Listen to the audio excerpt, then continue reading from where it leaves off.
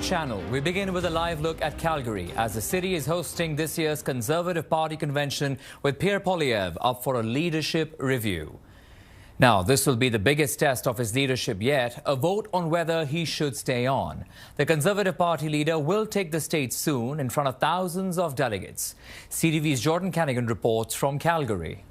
All those opposed? Canadian Conservatives are having their say on the future of the party after last year's election loss. It was a success, but it wasn't a win. Still, you know, when you go behind that curtain, it's still your private franchise, and you decide as you will at that time. Policy proposal talks are happening in private before the most popular items hit the floor.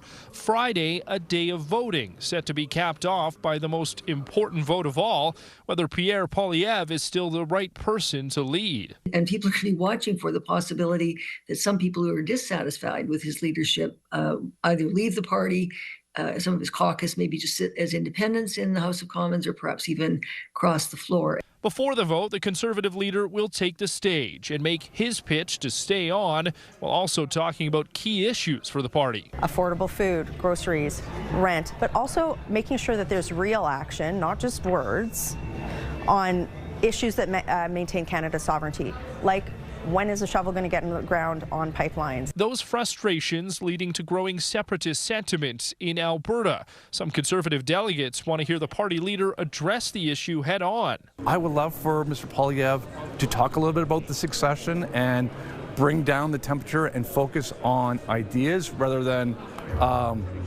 the rhetoric. And I think he's done well so far. But I would, I'm hoping Mr. Poilievre can just focus on solving problems. Jordan Canigan, CTV News, Calgary.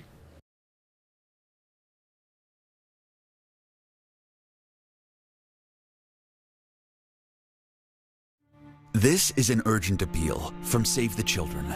I saw war, bombing, shooting. I'm worried for my future. Чую вибухи.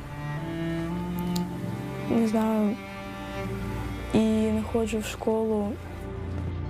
Conflict is raging across the world, and millions of children's lives are being devastated by war, hunger, disease, and poverty. We urgently need your help to reach children in crisis. Please call or go online to givetosave.ca and give just $10 a month, only 33 cents a day. We need 1,000 new monthly donors this month to help children in crisis around the world. You can help us provide life-saving food, essentials, and medical care to children in the most need.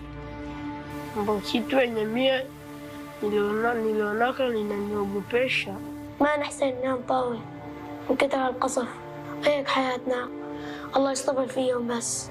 In the darkest times, children suffer the most. You can help by calling right now and giving just $10 a month. All we need are 1,000 monthly donors. Please call or go online now with your monthly gift of just $10. And when you call with your credit card, we will send you this Save the Children tote bag as a thank you for your support. وقتی قدم جمدهات مکلک قصفدی تنداتن و ملکتن و دنگی فیشنگان زیستن. Your small monthly donation of just $10 could be the reason a child in crisis survives. Show them they're not alone. Please call or go online to givetosave.ca to help save lives. Guys, every year, your body loses more testosterone. Ageless Male has been proven to support testosterone levels in men, and it supports energy too. Get Ageless Male and be the man you want to be. Mom, we're coloring our hair. Garnier Good has 90% natural ingredients and no ammonia. Smells so good. And it's easy to apply. My hair's so soft and shiny. Looking good, Mom. Walk me through what you remember. The largest undefended border on the planet has some drawbacks. Drugs. A whole lot of drugs. Your story is all I have. You owe me. you catch the bad guys? I always catch the bad guys. The Borderline, new series. Special preview February 8th on CTV and stream on Crave. There's no turning back.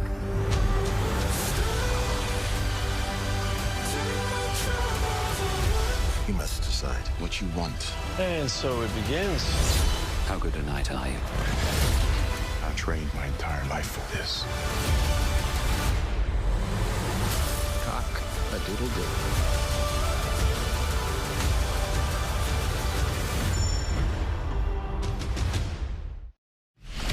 Who'd you make this for? I wouldn't have lived this long if I discussed my clients. You may not live long if you don't. We do the job, we don't ask questions. Hi, Dad. I'm gonna cook and then I have to go.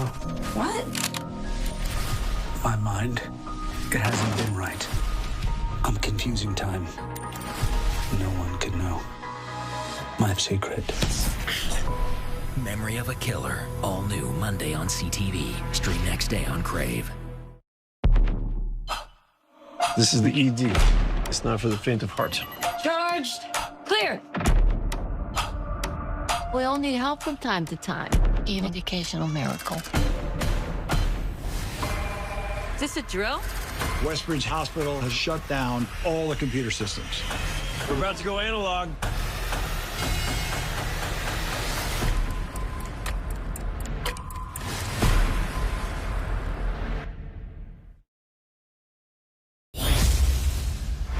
Welcome back. Here's a live look at Calgary as the city is hosting this year's Conservative Party convention with Pierre Poilievre up for a leadership review. This is an inside shot of the convention where we're expecting to hear from the Conservative leader in just a few moments as people are beginning to go inside that building. Now, Pierre Poilievre will deliver one of the most significant speeches of his political career. As you can see, a lot of delegates and the media are waiting outside. They're expected to go into the hall in just a few moments from now. We were saying this is the most significant speech, post which there will be a leadership vote for Pierre Poilievre, which he is widely expected to win tonight.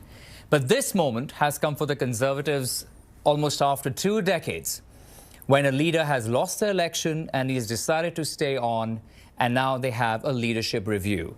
There are lots of expectations tonight on what exactly Pierre Poilievre is expected to say about the path forward for the party, their agenda, and whether or not he addresses the issue of unity when it comes to separatism sentiment in the province of Alberta. In just a few moments, like we said, we'll have more as soon as the doors open and people are allowed to go in. And CTV's chief political correspondent, Vassy Kapelos, will have a special edition of Power Play as Pierre Poilievre addresses delegates at that convention. Meantime, CTV's Jeremy Sharon is also in Calgary, and he spoke with the Conservative MP just moments ago. Here's Jeremy. Joined now by Conservative MP Jamil Jivani. Jamil, thanks for taking the time, first of all. Pierre Poilievre expected to address the crowd here soon. What do you expect to hear? What do you want to hear? What do you think he needs to say to this crowd today? Well, I've spent the last 3 months visiting university and college campuses, so I'm really looking forward to a message that's going to resonate with young people across this country, a message of hope that shows that the Conservative Party has a plan for a bright future for young Canadians. There's been a lot of talk leading into this about numbers. Yeah. Do you think there's a threshold that he needs to meet to be able to just, charge ahead with the support of the vote, of the members? Yeah, I don't know if there's a specific number. I think a strong majority is, what people are expecting, what people hope to see. Just to reinforce that the Conservative Party is in the right direction and growing our coalition, bringing in more working class Canadians, bringing in more young people. I think a strong majority in this leadership review is going to send that message. You just mentioned you've been going across the country speaking to students on campuses. Do you have any leadership ambitions in the future? I just want to see our country get on the right track. I am very concerned about the direction we're in. I think we're often distracted by things that are happening outside of our borders. I want to start solving more problems at home. That's what I want to see happen in Ottawa. And when we go back there on Monday, I look forward to seeing more action in that direction. You just talked about outside of our borders things happening. Yeah. I know you have a relationship with J.D. Vance, U.S. Vice President. Have you talked to him at all about the current situation, the relationship between the two countries right now? I haven't talked to him in about a year about those issues. I have been reaching out to the Prime Minister, though, asking him if we could have a conversation about what he wants to see from the United States. What does he think is going to help us move in a better direction, so that I can give the Vice President a call and relay what I think the Prime Minister wants the position of the Government of Canada to be. I have not heard back from the Prime Minister on that. I will continue sending him emails and asking for him to meet with me, because I would like to use that relationship for the good of the country, but I also don't want to interfere in what the Prime Minister is doing, so I await his signal for action. So request has not been delivered, but sounds like you'd be willing to entertain playing some kind of role and having a conversation with your friend about what's going on? Absolutely. This is not a partisan issue. We are at a partisan convention right now, but I can tell you U.S. relations, a good trade deal that helps our industries, including where I'm from, the auto industry. This is not a partisan issue. Conservatives and Liberals should be able to work together on this easily. I hope the Prime Minister agrees with me, and I look forward to hearing from him. Okay, Jamil, thanks so much for the time. Conservative MP Jamil Jivani, back to you. All right, here's a live look one more time outside the convention, which is supposed to start any moment now. We are waiting for Pierre Poilievre, the Conservative leader, to come up on stage and deliver that much-anticipated address tonight to his party faithful who have all gathered today here in Calgary. And that will really set the tone for the Conservative Party heading into the next election, whether it's this year or the next, because, of course, Liberals continue to be in a minority government as well. It is also meant to sort of set the tone for the leadership review vote. That vote is going to come as soon as Pierre Poilievre finishes his speech tonight. Now, we understand delegates are widely expected to vote in favor of Pierre Poilievre, and he's expected to remain the leader of the party, taking them into the next election. Conservatives, as we know, have kicked off this national convention of theirs in Calgary, and the focus is really about the future of the party and unity within Canada as well as within the party at a time when we have seen a few defections from the Conservatives to the Liberal Party. We're keeping a close eye, and as soon as we have more from that convention, we will bring you that live. For the moment, we'll take a short break. We'll be right back. Life is made up of big, little moments. Some gentle, some messy, and some complicated. With Canada Protection Plan, you get peace of mind to focus on what really matters. Life's big, little moments. Whether you're 18 or 80, are healthy, have health issues, or are hard to insure, you can apply for no medical life insurance in as little as 15 minutes. That means no health exams or blood tests needed. Get life insurance coverage with affordable rates that won't increase over your initial term. And when coverage begins, you become a Foresters Financial member. You'll get access to rewarding member benefits so you can enjoy life and make more big, little moments. Ask your advisor or call our friendly team now for a no-obligation quote. Canada Protection Plan from Foresters Financial, protecting Canadian families for over 150 years. No matter what kind of teeth you gotta brush, Oral-B Electric cleans better with one simple touch. Oral-B's dentist-inspired round brush head hugs them, cleans them, and gets in between them for 100% cleaner teeth. Your perfect clean routine starts with Oral-B. I used to struggle with dandruff, but now I use Head & Shoulders every wash because the active ingredient in Head & Shoulders helps control dandruff. Where do you think you're going? See? No flakes down here. Make every wash count. Joint pain from osteoarthritis shouldn't slow you down. Try Genicol Anti-Inflammatory, a natural health product that helps relieve joint pain. Genicol Anti-Inflammatory stands out with turmeric curcumin, bioperine, and amino-lock collagen created with patented technology. Turmeric is traditionally used in herbal medicine as an anti-inflammatory to help relieve joint pain. Try it and feel the difference. Genicol makes me feel so good. Are you ready to get tucked in like never before? Turn yourself into a duvet burrito with up to 30% off pillows, sheets, duvets, and more at Sleep Country's Sleep Cozy event. Even the prices are comfy. Imagine meeting a pro, and suddenly, reviews appear. Craig did a great job. Pros are checked. And you can choose who to connect with. Homestars, the reliable way to hire a pro.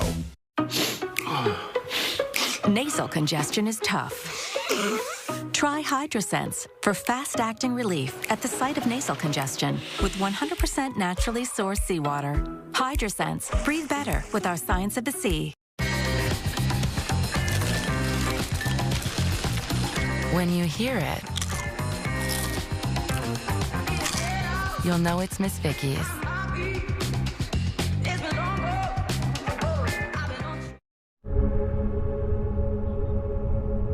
There have always been two kinds of people in the world.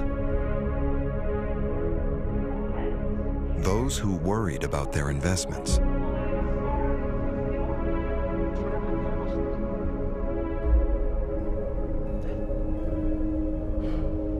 And those who chose some peace of mind. Smart investors hold gold.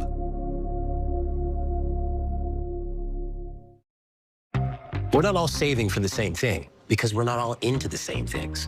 But earning high interest on every dollar every day is getting us to our thing a little faster. Yes. No.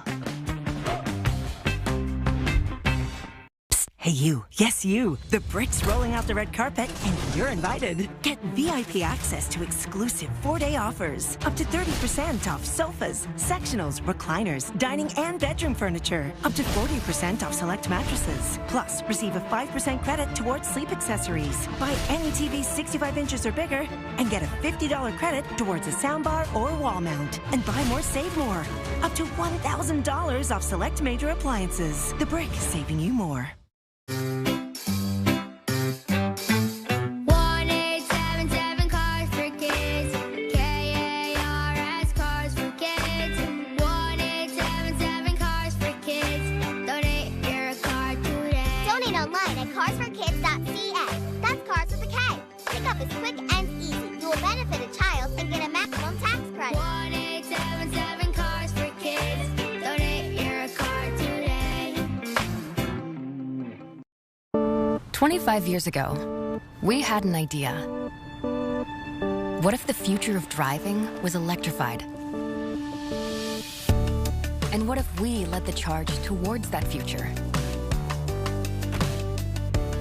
Today, that idea has grown into a diversified lineup of electrified vehicles. Believing in your own path. It matters to you. It matters to us.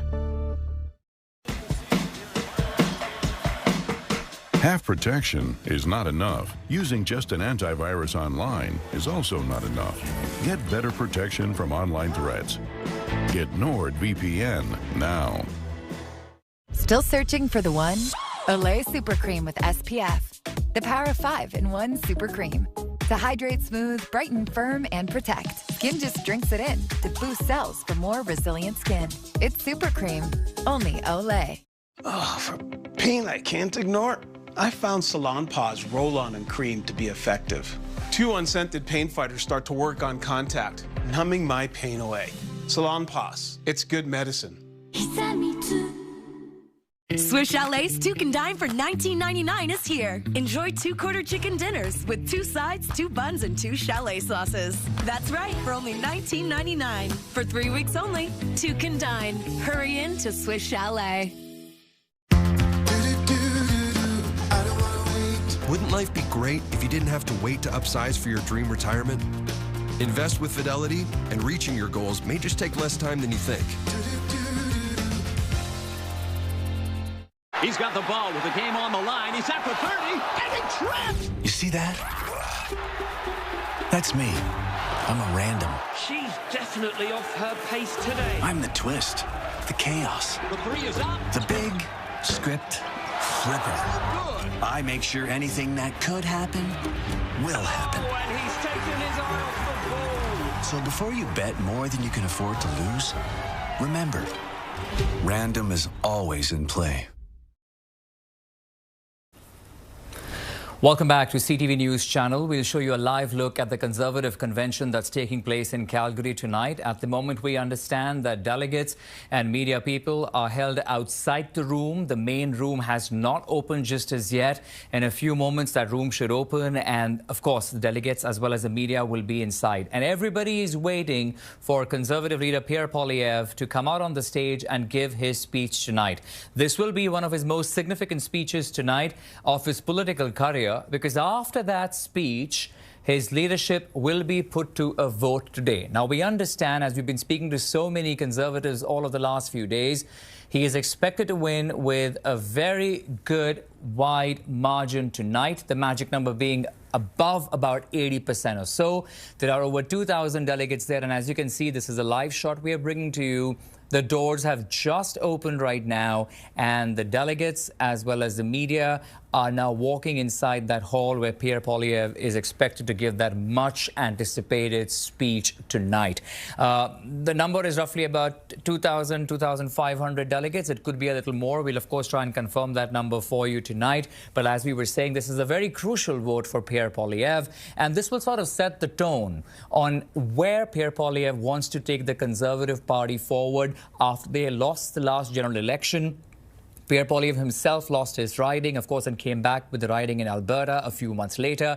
We have also seen how there have been defections from the Conservative Party to the Liberal Party. So all eyes really on the message that Pierre Poilieve is expected to have tonight for the party, for the delegates, on the path forward at a time when we need to hear about unity within the Conservatives as well as in the country. Because it's important to note that this is happening in Calgary, and we've been hearing about the separatist sentiment so strongly in the past few days. Every single premier who was in Ottawa with the Prime Minister, almost each of them had something to say about that separatist movement, and all eyes really what Pierre Poilieve has to say, because he's not just speaking to the people in Calgary, in Alberta tonight, but his message has to truly reach out to Canadians coast to coast to coast if they are aiming at the next election. Now, when will that election be? Could it be end of this year or next year? We do not know, of course, but we know that the Liberals are in a minority government still, and the Conservatives there have to chalk out a path on their political path forward. Now, we also know that our team of CTV with Vassy Kapelos is at the convention there tonight. They will be having a special coverage, and we will be taking you there live with Vassy, as well as our special panels who will be taking you through the course of the rest of the evening. We'll go back to the live convention in just a few moments, but for now, we have some other breaking news that we are tracking at this hour. We're just learning a Canadian soldier has died in Latvia. Gunner Sebastian Halmigian was deployed on Operation Reassurance in Latvia. He died on Thursday. The Hamilton native was on his first overseas deployment and had been with the military for nearly 3 years. The military says there's an investigation into the circumstances of his death, but officials say at this time there is no indication this incident poses an increased threat to the safety and security of Canadian deployed members. To some other developments we are tracking today. She made us all laugh for decades. Canadian comedy legend Catherine O'Hara died today in Los Angeles after a brief illness at age 71. Oh, go ahead, enjoy the love you have. As long as I'm here to entertain you. O'Hara got her start in Toronto on the comedy series SCTV, where she entertained viewers with her original characters and celebrity impressions. She won an Emmy in 1982 for her writing on SCTV Network. It's a little private joke that Lydia and I share. It's not a joke. Yes, it is. Just today she tried to convince me that this house is haunted. Kids! You know, I love them. O'Hara collaborated with filmmaker Tim Burton for her roles in Beetlejuice and The Nightmare Before Christmas. It was on the set of Beetlejuice where she met her husband, Beau Welch, with whom she had 2 sons. When it's time to lay down your weary head, you'll find comfort and safety at the partially renovated Rosebud Motel. And don't forget to say hello to your handsome proprietor, Mr. Jonathan Rose. And then she played the iconic role, Moira Rose, in the hit TV series Schitt's Creek. She won an Emmy Award for Outstanding Lead Actress in a Comedy Series and a Golden Globe Award for Best Actress in a Television Series. She also received numerous Canadian Screen Awards for the role. What else could we be forgetting?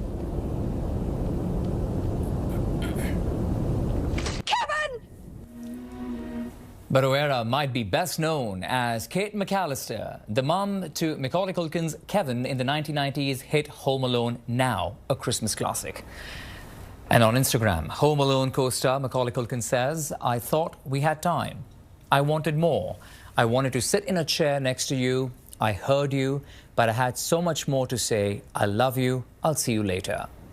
In a statement to CTV News, Canadian comedian Mike Myers writes, "It is a very sad day for comedy and for Canada. She was one of the greatest comedy artists in history, an inspiration for millions, and above all, a very elegant lady, sending much love and condolences to her family." And then Prime Minister Mark Carney also posted saying, "Over 5 decades of work, Catherine earned her place in the canon of Canadian comedy, from the iconic Toronto production of Godspell to the SCTV to Schitt's Creek. Canada has lost a legend. My thoughts are with the family, friends, and all those who loved her work on screen.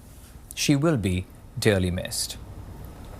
Turning to some other news that we are tracking this evening, to the trade war with the United States.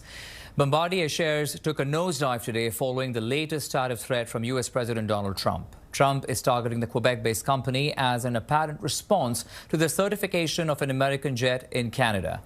CTV's Michael Couture is tracking that story for us and brings us reaction from Ottawa.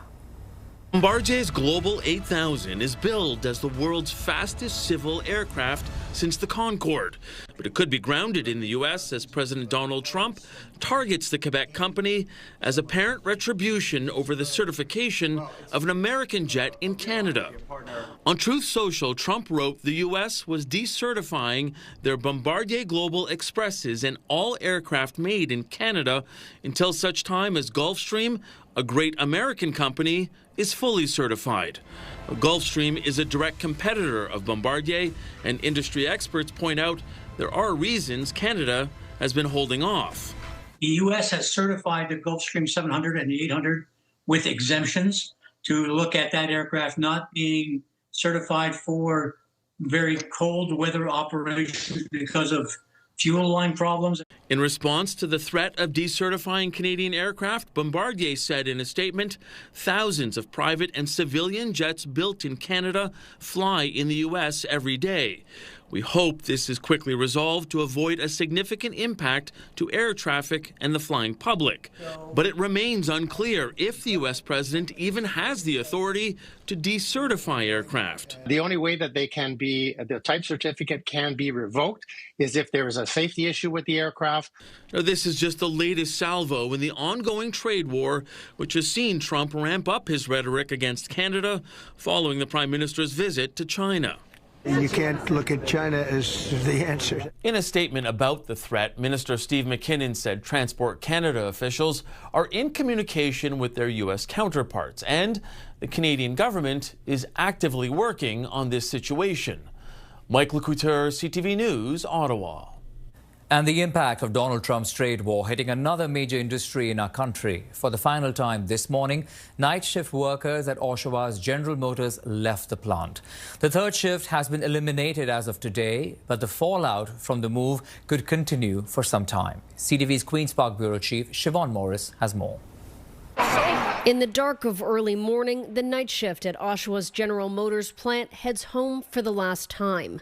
500 people out of work as their jobs shift to the U.S. Members are scared. The morale's terrible in the plant right now. You know, they're worried about how they're going to pay their bills, provide for their families.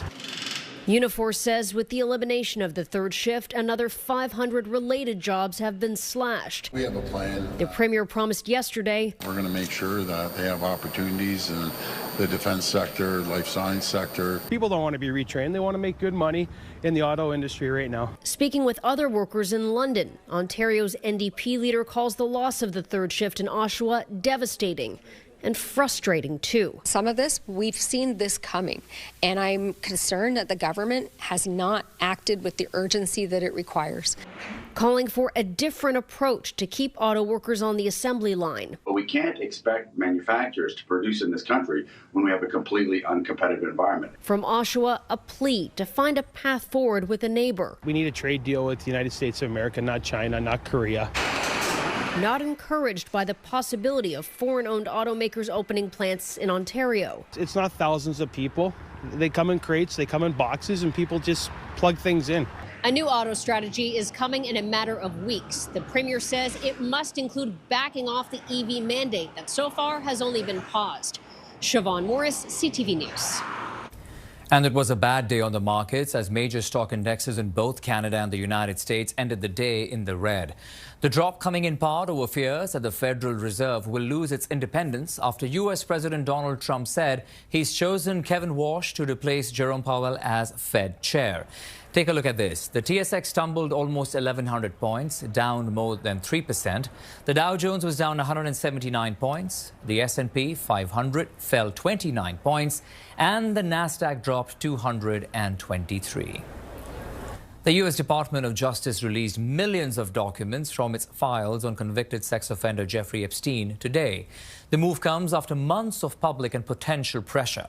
CTV's Washington Bureau Chief Joy Melbourne with what we're learning from these documents. This is it. The Justice Department says it's completed its review of the Jeffrey Epstein files, most of it heavily redacted, 3 million pages and thousands of videos and images. Victims of Mr. Epstein have gone through unspeakable pain. Hopefully is able to bring closure. Todd Blanche, the Deputy Attorney General, insists anything identifying victims, child sexual abuse, violence, pornography, or death was withheld.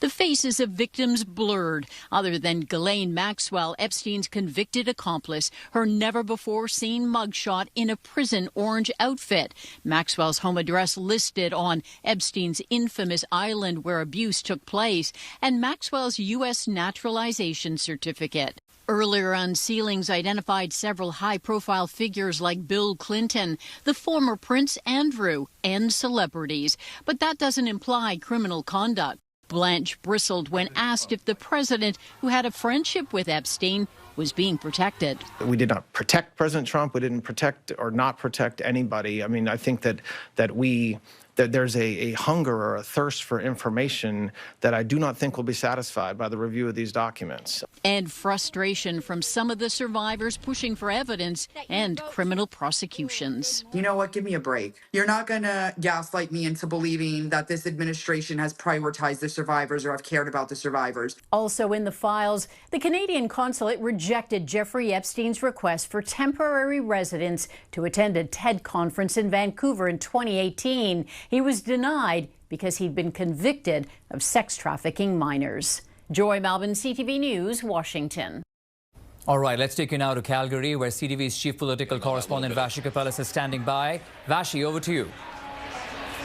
Hi, Akshay. Thanks so much, and a warm welcome to all our viewers across the country. I'm coming to you live from Calgary this evening for the Conservative Convention. We're not too long away from a speech from the leader of the party, Pierre Poilievre. It'll be delivered in this room. You're going to watch the whole thing live right here on CTV. And then, of course, Mr. Poilievre will face a leadership vote. We'll have comprehensive coverage of all of that. Right now, though, in advance of the speech, I'm very lucky to be joined on stage by the Conservatives campaign manager, Steve Outhouse. Mr. Outhouse, it's a pleasure to welcome you to the program. Thanks for having me, Vassy. I appreciate making the time. What should we expect from Mr. Poilievre tonight? Yeah, well, I think tonight's going to be a time to connect with the members, to connect with the delegates that are here, talk about the path forward a little bit, reflect on the past, and talk about our agenda. Hope, change, and affordability. We're going to hear some of those, classic lines, but we're going to be bridging forward to the future as well. So, on that note, how would this speech, for example, tonight differ from one that Mr. Poilievre may have delivered a year ago?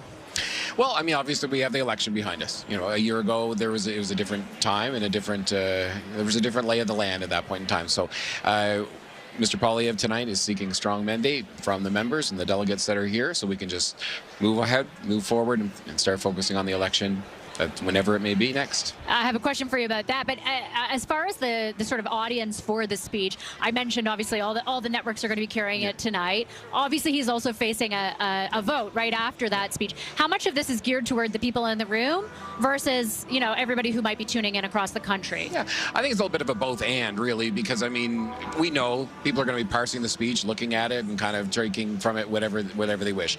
He'll be talking to the membership, who are going to be making up their minds and getting in there and making their vote this evening. And part of that is, you know, we're looking at the path forward, and people are going to be voting on, like, let's move forward and let's go. So people on, I would say, outside of the membership that are there, like, that's part of the equation that they're looking at is, you know, is there a chance and can we be a strong alternative to the Liberals in the next election? So that's what we'll be laying out. If you were to articulate from your vantage point what the path forward does look like for your party, what is it? Well, you want me to start to outlay the strategy right here? I do, yeah. Okay, You can perfect. debut it Here we right go. here, yeah. I've got to hit some charts and so on. So, I mean, at its core, winning an election is getting those 173 seats. There are issues that are of importance to people of different age cohorts. We're going to be looking at communicating with different audiences in a way that matters to them and speaking to the issues that are first and foremost in their minds. So there's an element of persuasion. Obviously, there's a gap between us and where the Liberals ended up in the last election. We need to close that gap, plain and simple. And so we're going to be talking about issues that matter to people, holding the government to account.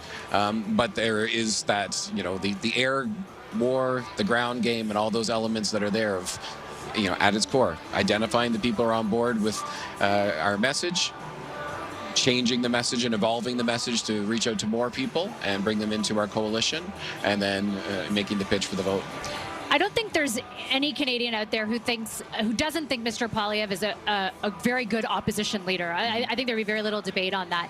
How do you convince more Canadians that he would be a good prime minister? Yeah, well, I think one of the things that people are looking for now is to kind of see more facets of Mr. Poilievre's personality, and that's fine because I believe, you know, I believe he would be a good prime minister. Obviously, I wouldn't be working on the campaign if I didn't think that he would be. And he's got the intelligence, he's got the dedication, he's got the drive, he is ready to fight for Canadians. So if there are those who want to see more, you know, different aspects and different facets of the leader's personality, we're going to be happy to show that and showcase that, you know, moving ahead. You know, I think he's someone with a lot of humor. He is someone who understands people. When he gets into, you know, interactions with people, that's, I think, a very powerful thing. So we will be looking to showcase that. You didn't manage the last campaign. You're brought in to manage this next one. How does, in your view, like running against Mark Carney differ from running against Justin Trudeau? And do you believe enough of a distinguishment was made during the last campaign? Like, would you make more of one? Well, I'm not here to litigate the last campaign because, you know, as you said, I wasn't working on that one in a direct role of the campaign. So looking forward, I mean, certainly, yes, Mark Carney is a different political opponent than Justin Trudeau was. And, you know, he stepped into a moment and, you know, had that sort of central banker, you know, air about him that people responded to in the situation that's there.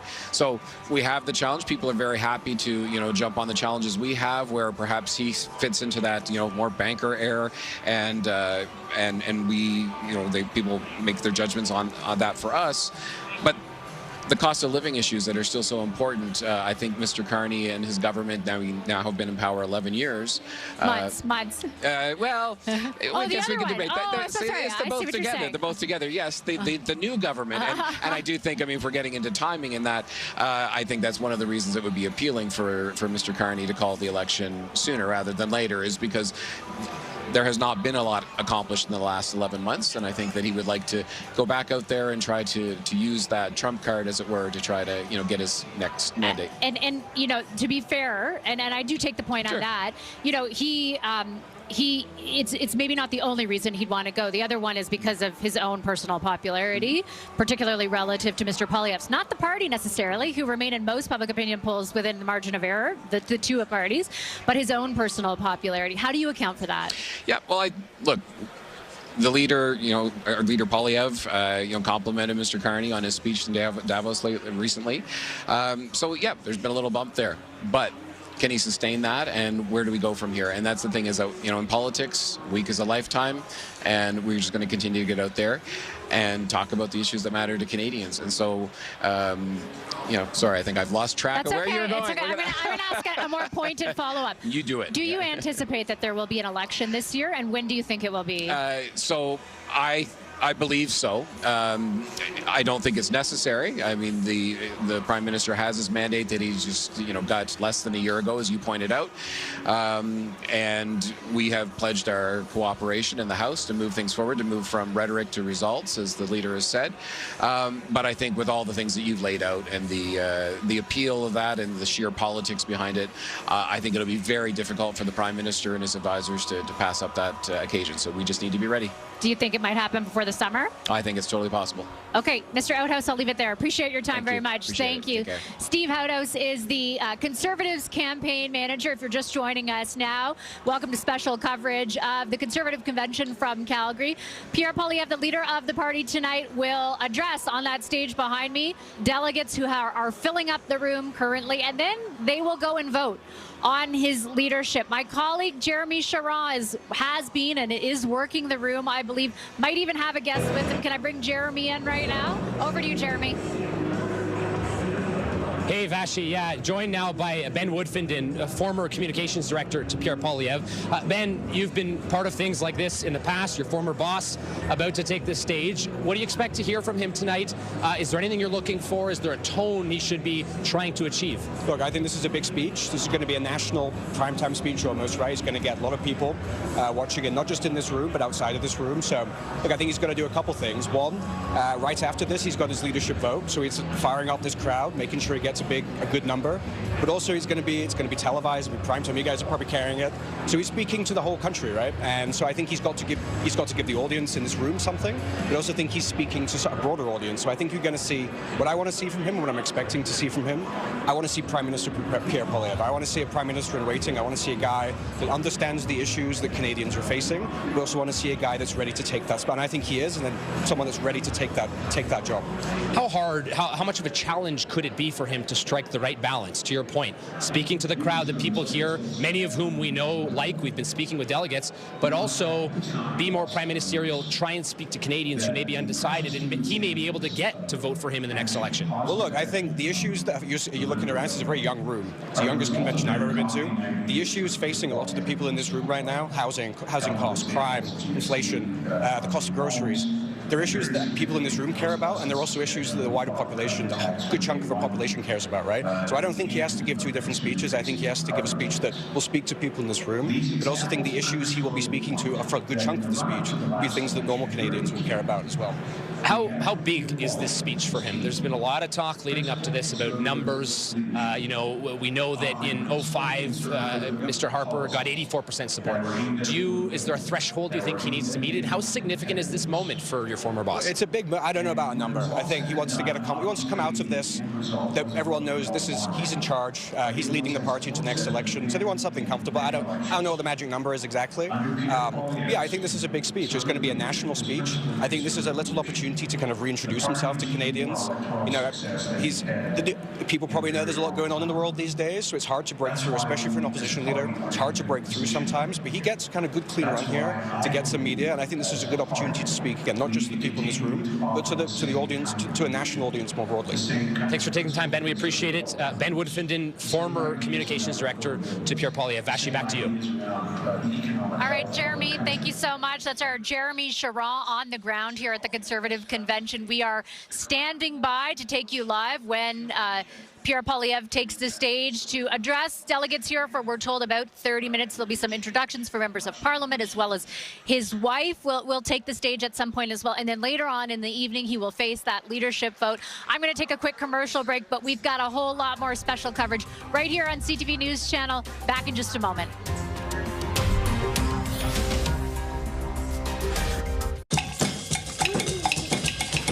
Your spending changes month to month to month. So, the new CIBC Adaptive MasterCard automatically adapts month to month to month, earning you more points where you spend the most. Introducing CIBC Adapta MasterCard.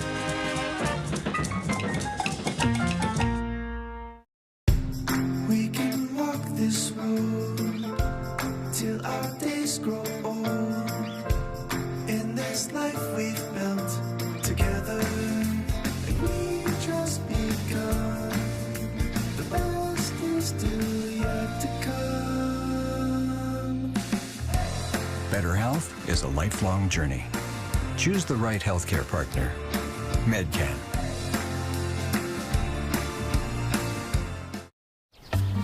The ocean supports so much life. See? It's a fish tornado. Ooh, and look at these fish. A great source of omega-3s.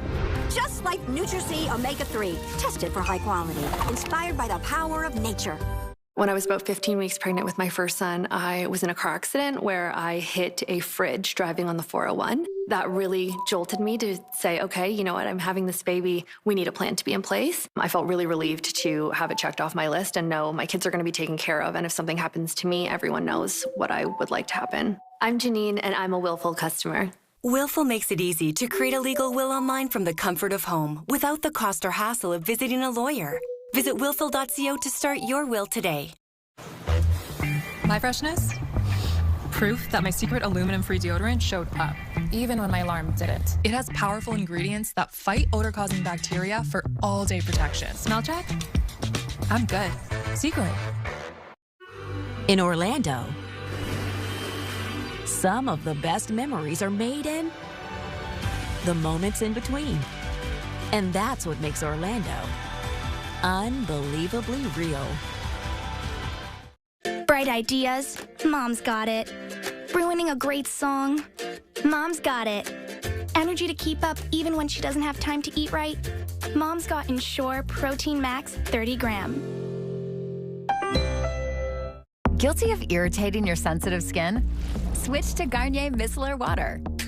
Gently cleanse and perfectly remove makeup with no harsh rubbing and 24-hour hydration. From the #1 micellar water worldwide by Garnier. Looking for the fastest online personal loan? Well, look no further. Spring Financial offers fully online personal loans with zero stress and no need for branch visits. But don't take our word for it. Thank you. Thank you, Spring Financial. Thank you very much. Spring Financial is the best. Apply today at springfinancial.ca. Oh, I'm gonna take what's mine. Haven't you heard? Canada's best curlers are out to claim the Scotties title. Bang, bang. Oh, my. Oh, my. Look at this. What a shot. Scotties Tournament of Hearts on TSN.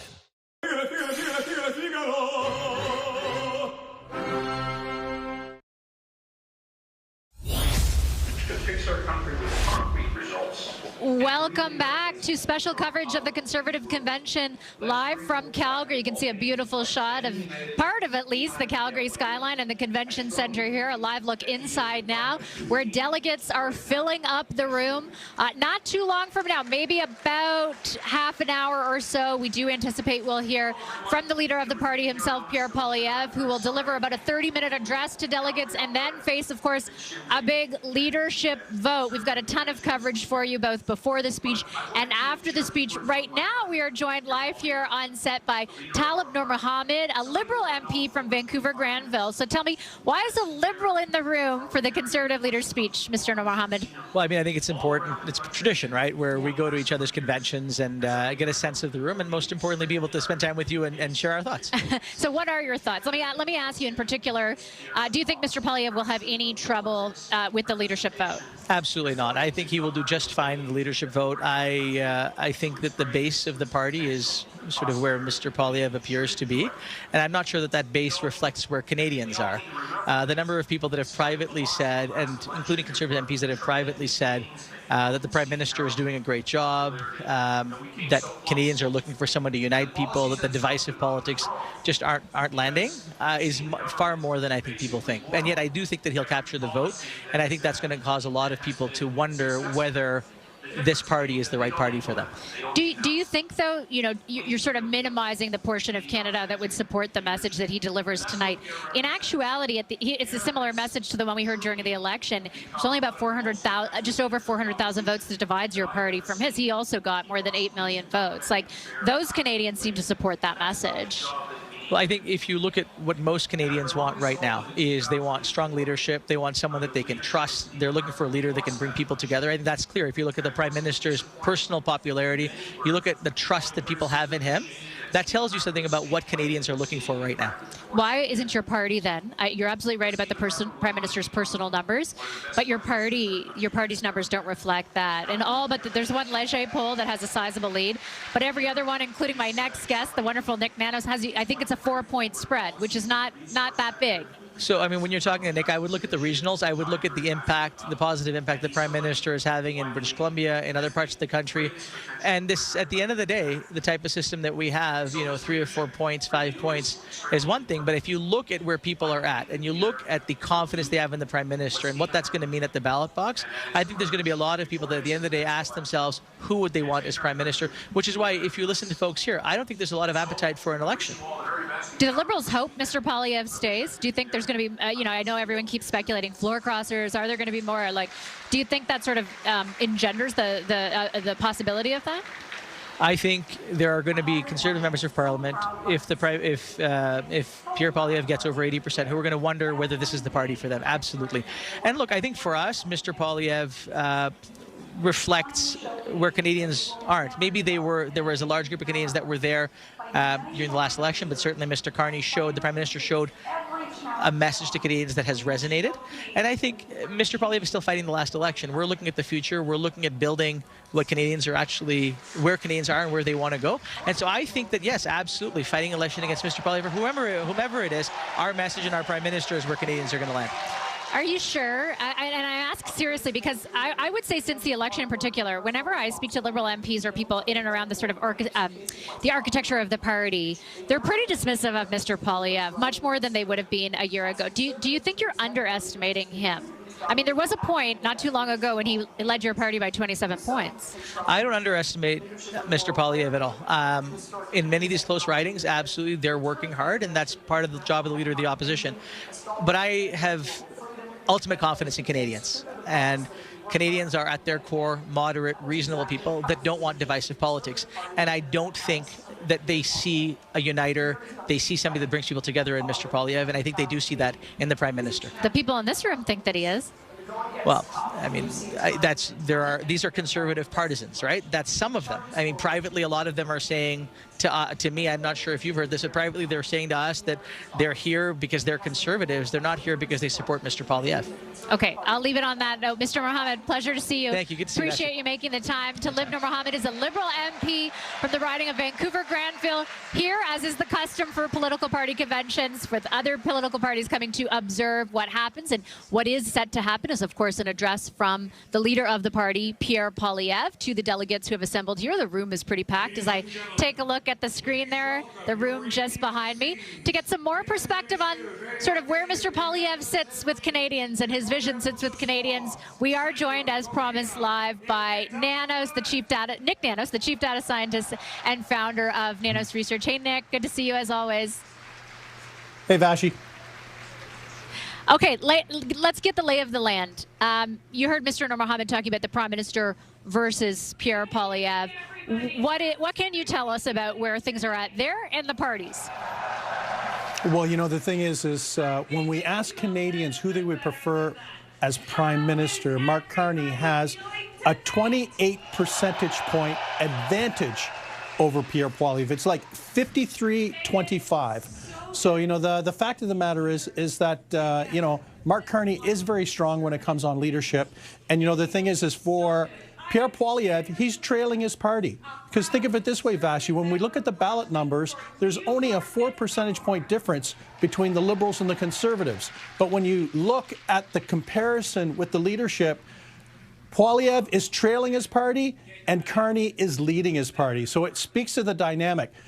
Pierre Poilievre not only needs to do well in this leadership vote, he needs to have a reset. So Pierre Poilievre needs a reset in order to try to re-engage voters in terms of viewing him as a potential Prime Minister in waiting. Off the top, Nick, we talked to Steve Outhouse, who is, what a bunch of other campaigns was brought in to replace the last campaign manager not too long ago. And, he certainly conceded that other aspects of Mr. Poilievre's personality are going to have to be made evident to Canadians. He mentioned, for example, a sense of humor, the note that went out over the weekend to the Prime Minister offering to work more collaboratively, the response to the Davos speech that started off with praise for the speech. Taken in the aggregate, what is your impression of that? And do you think the point that Mr. Outhouse makes, that other sides of Mr. Poilievre's personality need to be shown to Canadians, is the correct one? Well, you know what? They used to say that Stephen Harper needed to put a sweater on in order to become Prime Minister, and he still became Prime Minister because of the numbers, Vassy. And that's all I do is look at the numbers. Stephen Harper won a series of elections because of a vote split between the New Democrats and the Liberals. Period, full stop. For Pierre Poilievre to win an election, he needs the same thing. When I look at the numbers, I don't think Pierre Poilievre has to change. He doesn't have to change what he says. He doesn't have to change what he does. But what he does need is a reinvigorated New Democrats that can split off some of those progressive voters that are currently parked with the Liberals. And what are you seeing where the NDP is concerned? And I should point it to everyone watching. They're in the midst of their own leadership race. They're something like 6 weeks away from picking who their new leader is. Yeah, the thing is that when we look at the numbers for the New Democrats, they're basically at around 10, 11, 12%. For the Conservatives to make that breakthrough in terms of the vote splits, they need the NDP at 18, 19, 20, 21%. And, the NDP leadership has not seemed to connect or kind of motivated voters on that front. And I think as a result, they're going to need a strong close. They're going to need someone that appeals to voters.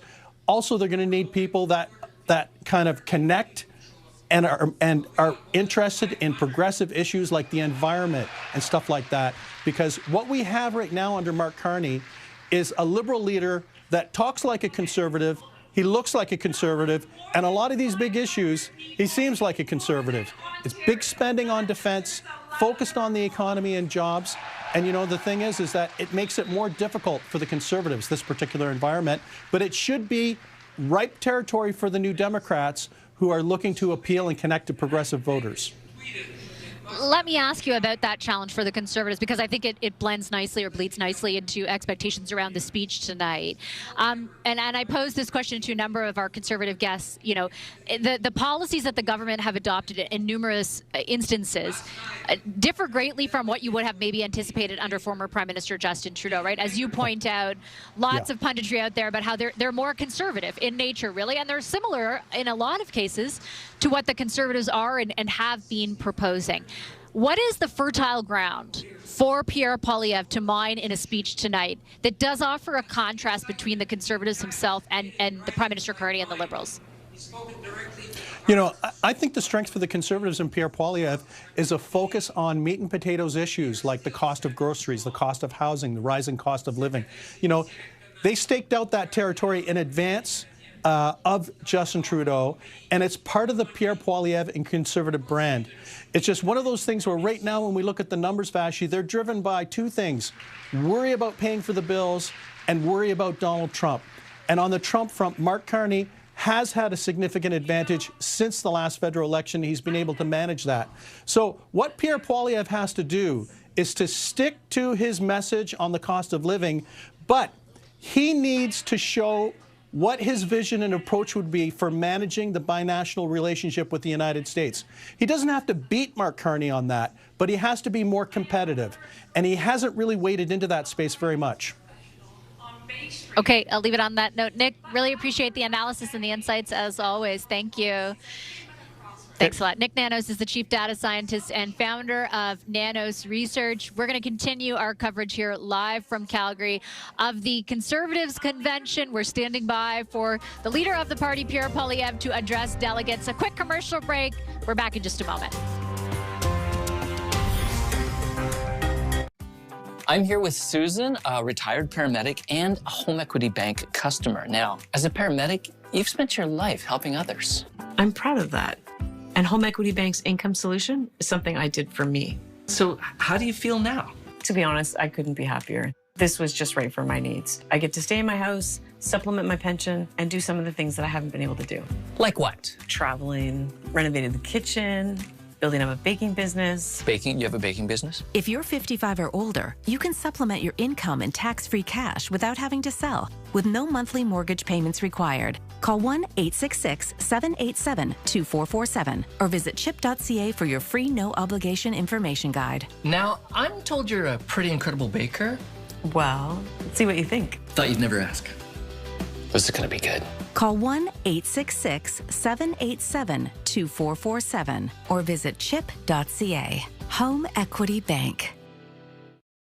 The Brick's rolling out the red carpet, and you're invited. Get VIP access to exclusive 4-day offers, up to 40% off select mattresses, and receive a 5% instant credit towards sleep accessories. The Brick and the Brick Mattress Store. The right mattress guaranteed.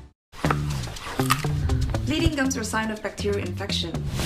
We always recommend Crest Gum toothpaste to our patients. Its unique antibacterial fluoride works below the gum line to reduce bleeding to strengthen gums. Thanks, Crest. Men, are you urinating more often? Reduce the symptoms of BPH with Super Beta Prostate. It's proven to help you reduce the extra bathroom trips, reduce getting up at night to urinate, and take back control. Get Super Beta Prostate. Fanuary is here for fans like you and me. Fans who play blackjack, roulette, and spin sevens of 3. Celebrate Fanuary, a new month-long celebration. Only on FanDuel. It's iconic. It's revolutionary. It's bread. Bread Pro by Dempster's. 14G of protein. Redesigned from crust to crumb. Bread Pro for protein. The best invention since sliced bread.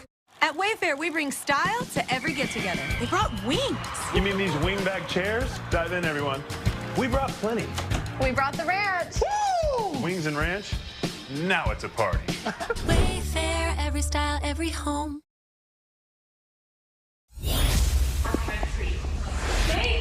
Welcome back to Calgary. I'm Vassy Kapelos coming to you live from Calgary, Alberta, where the Conservatives are gathering in this room right behind me for their annual convention, standing by to hear from the leader of the party, Pierre Poilievre, who is set to deliver a 30-minute address very soon. He will then face a leadership vote. In the hours that follow, members of the party will cast a ballot expressing either a yes or no vote about whether they want to keep him on as leader of the party. A lot for us to discuss with a special panel that we have assembled for the event. Sebastian Skanski sits next to me. He's former director of media relations to Conservative leader Pierre Poilievre. Next to him, that's Sharon Carr.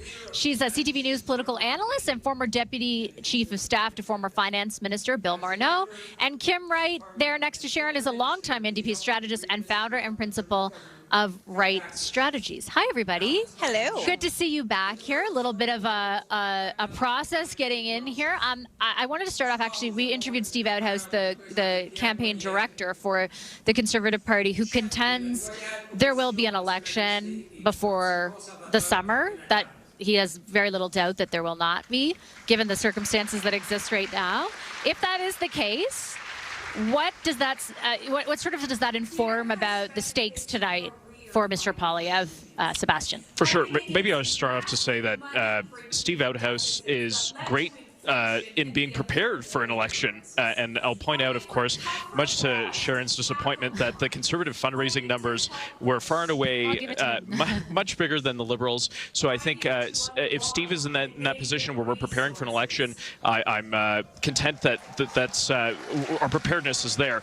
In terms of what it means for tonight, I think Mr. Poilievre is going to deliver a message directly to Canadians, to speak kind of beyond the machinations that we get stuck in Ottawa, in the Ottawa bubble, and speak to them about the hope and unity that we need in this country, because that is falling apart rapidly under Prime Minister Carney. So it'll be a big and consequential speech. Let's talk a little bit about sort of the overarching message that you're anticipating, Sharon. And I had spoken just a few moments ago with a Liberal MP who's here to observe, who was very, characterizing essentially what he expected as a message of divisiveness, of right? And like you've said, of negativity. And they're kind of banking. You guys are kind of banking on that being the case, and that there's not a whole lot of resonance with that message outside of the Conservative base. Do you think that's true, given like how close the election ultimately was? Absolutely. And listen, the idea of hope and unity is great, but there's nothing about Pierre Poilievre that has said hope and unity to people. He's been divisive. He's been angry. He has definitely fundraised a lot, which is great. I think that's commendable.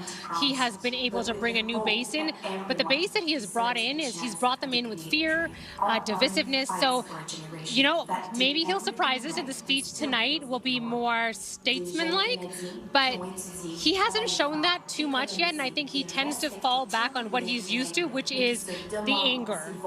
Two things about the fundraising numbers. First, money isn't everything, as Conservatives have proven over a lot of elections. They did beat, I think it's like a $20 million advantage last year over the Liberals. But if you are raising that much money, is it maybe also a reflection that there are a lot of people with whom that message does resonate? That though, you know, Sharon may call it divisive, others may say, no, that's actually how I feel. Yeah, there's a lot of money you can raise off of red meat policies. I mean, every time the Conservatives put a shut down the CBC, they're going to raise millions and millions of dollars. That red meat to the base makes them bank, and there's no question they know how to do that. But what does that do in a general sense? There is that question that people had in the general election. Who is this guy? Do we want him leading a G7 nation? What does that start to look like? And that becomes a challenge. I mean, when we were waiting for this speech to start, they were playing in the background the ballad of the Edmund Fitzgerald, and if listeners and watchers know that, it's about the sinking of a ship. I'm not sure that's quite the message they want to lead into, going to vote for me, but, you know, bless a CanCon. I appreciate it. They also played Bryan Adams earlier, which I was very excited about. I also appreciated they followed it up with ironic, and it's ironic they're using signs that are the same signs that Justin Trudeau used on the podium, the For Real Change. Look, I'm excited. There's a lot of change coming. The New Democrats are going to have a new leader come the end of March. That's going to be a fascinating situation. We'll talk more about that. Yeah, for sure, because actually the NDP is a big part of this conversation and a prospective election and the chances of the Conservatives relative to the Liberals. Let's talk a little bit about the leadership vote as well tonight, Sebastian. You're obviously a member of the party. You're talking to people here tonight. Do you have any... Oh, sorry. I'm going to interrupt myself because this came a lot faster. Let's throw over to the stage.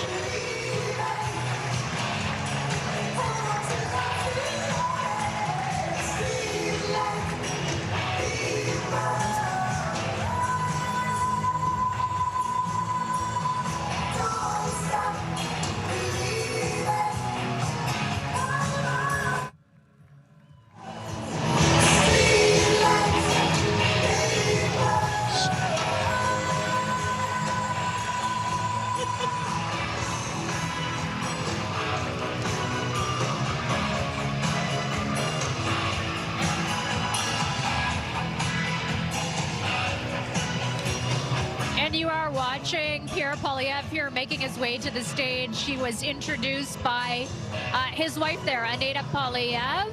I believe she called him the future prime minister, which she has done on multiple occasions when she introduced him. Here he is shaking hands with various delegates who have shown up. I know that individual. His name's Matt McDonald. Lots of Pierre Poilievre supporters here at the front of the room. The room is packed, certainly to the brim. We are anticipating Mr. Poilievre's speech will last about a half hour, we are told. We're going to be with you throughout that speech and, of course, have analysis after. And then after that is the other big event that Mr. Poilievre faces tonight, the leadership vote. Members here who have assembled in this room, in this building more largely, will have about 2 hours tonight to cast their ballots, paper ballots. They will then be counted. And sometime thereafter, possibly as late as early in the morning, we will get a result. Sebastian, I cut you off there, but as we watch Mr. Poilievre come up, what kind of results are you anticipating to that vote tonight? I was just going to say, look at this energy. Over 3,000 people in the room cheering. I think we're going to get, Mr. Poilievre's going to get a strong, solid, resounding result in support of his leadership. I think we can feel it with the enthusiasm here. Sharon? There's definitely energy in here, but what it's going to look like, we've been talking to a lot of people on the ground as well, some who aren't happy, so let's see what that turns into a vote. And there's Pierre Poilievre with his wife and one of his 2 kids. We're just waiting for him to take the stage, and we're going to listen in live to his speech now. Merci beaucoup. Merci beaucoup tout le monde. Merci beaucoup tout le monde. Merci Anna, l'amour de ma vie, the mother of my 2 beautiful children, Valentina and Cruz. And most of all, thank you to the great grassroots conservatives who work and unite here today. And welcome to my hometown of Calgary. Conservatives from all over the country. Who's excited to be in Calgary in January?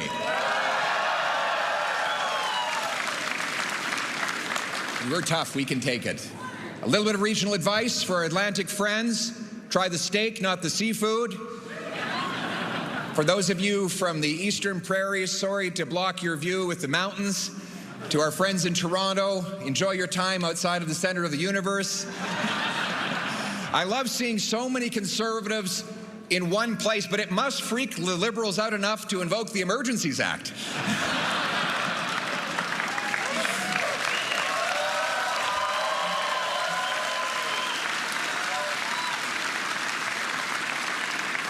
But truly, it's great to be home, in the beating heart of the West, a land filled with treasure, a land of oil and honey. The place that taught me my great values, opportunity as big as the sky, where a handshake and a word is a man's bond, and where a hard day's work is its own sermon. My parents taught me the value of a dollar here in Calgary. My mother could sure stretch one. She's here over there. And she could stretch a dollar, that's for sure. My mother was one of those people who would literally drive clear across town to use one of those coupons to save half price on breakfast. And my dad would have me up at 5 in the morning to deliver newspapers. We weren't rich, but life was good. That was the deal. Work hard, start anywhere, get anywhere. That's what the country promised us all. A hopeful life, a safe home, a full table, a family you love, a flag that united. That's the country that we love.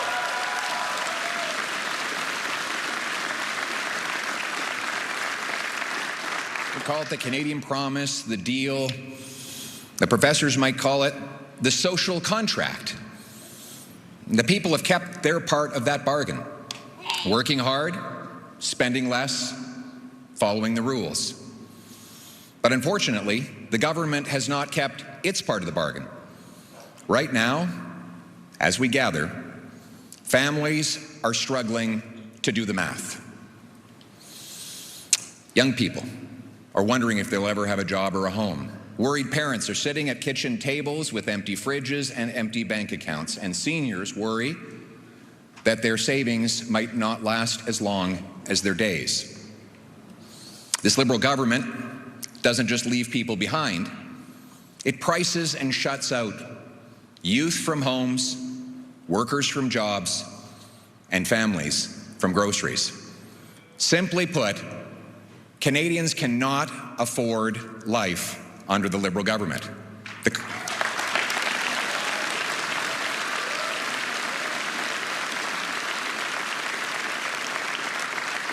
The government is literally the biggest item in a family budget today. It takes up more money than food, clothing, and shelter combined. The cost of government is driving up the cost of living. Taxes and record money printing deficits are inflating everything.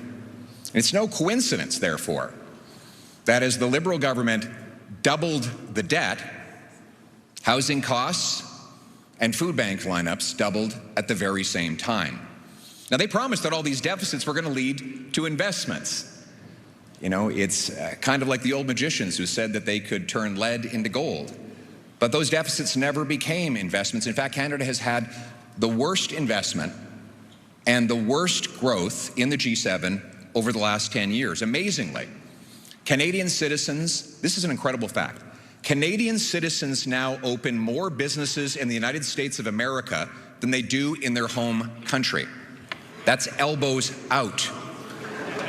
And taxpayers spend more on federal debt interest than on health care. That's more money for bondholders and bankers than for nurses and doctors. Liberal laws have unleashed crime. Out of control, open borders, immigration has overwhelmed health care, housing, and job markets. Cancel culture and identity politics divide Canadians. Separatist movements are reawakened. After 10 years of Liberal rule, Canada is more costly and crime-ridden, dangerous and dependent and divided than ever before. Now, Mr. Carney, he promised to change all that. But here we are a year later. You know, what's changed?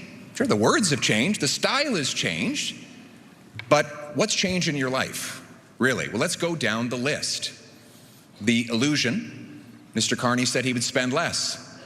He's spending $90 billion more, and he doubled the deficit that he inherited. The illusion, Mr. Carney said, a country that cannot feed itself has few options. Well, food inflation has doubled under his watch, and it's the worst in the G7. Groceries will cost the average family an almost unimaginable $17,600 this year. That's after-tax money. The illusion, build, baby, build. The reality has been block, baby, block. He hasn't got rid of a single anti-development law or bureaucracy. The no-new pipelines law, still here. And by the way, speaking of pipelines, how many of them are approved? Zero. Il y a 10 ans, avant l'arrivée des libéraux, le contrat social, le deal, c'était qu'en travaillant fort, on pouvait gagner un bon vie, un bon salaire pour s'acheter une belle maison et fonder une famille. Mais aujourd'hui, vivre au Canada coûte plus cher et M. Carney a promis qu'il serait jugé par l'épicerie. Le résultat, le Canada a la pire inflation alimentaire parmi le G7 et la famille moyenne va devoir dépenser presque 18 000 $ pour se nourrir cette année. M. Carney a doublé le déficit qu'il a hérité pendant que vos taxes et vos impôts continuent d'augmenter. Les jeunes ne peuvent plus acheter une maison. Avec les libéraux, le Canada est devenu une nation de locataires, pas une nation de propriétaires. M. Carney a promis du changement, mais bien sûr, il a changé le ton, le style, les mots. Mais depuis qu'il est devenu Premier ministre, est-ce que les choses ont vraiment changé dans votre vie? Est-ce que ça coûte moins cher? Je sais que M. Carney aime bien faire des grands discours autour du monde lorsqu'il force les Canadiens à payer plus ici. C'est clair. M. Carney, c'est un grand parleur ailleurs, mais un petit faiseur chez nous.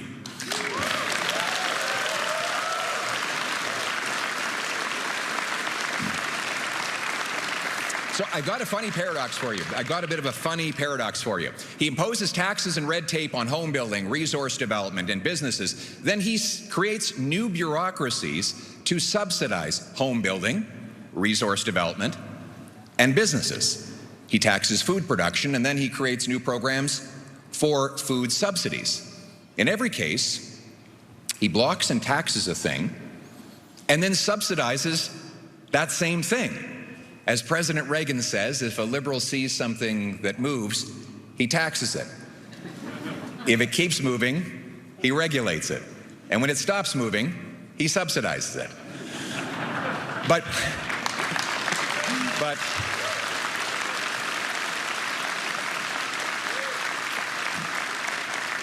But why not just get out of the way and let things move? Well, because then there'd be no role for him. No photo op, no power. If everyone could just get up and do great things without him, he would be less relevant. The government would be less important. This way, you have to give him your money and then come ask for some of it back. And he can claim that he's building the thing that he's blocking. The cost of the benefit is seen in the form of his photo ops and political power, but the cost is paid by the homeowner who can't build a home, the carpenter who never gets a job building it, and the family that never gets to move in, or the entrepreneur who never launches the business, or the senior who, because of all these extra costs, has to choose between eating and heating. These costs are so often unseen, and even more often, so too are the people paying them. But my message to those people who have felt unseen for too long, who are carrying the country on their back and feel underappreciated and overworked, conservatives see you, and conservatives will fight for you.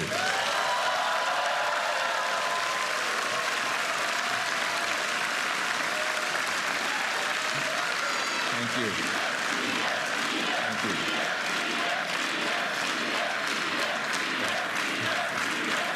Thank you. Thank you. The people need the government off their backs, out of their way, and by their sides. And when I become Prime Minister, these great Canadians will not need to ask my permission to succeed. Business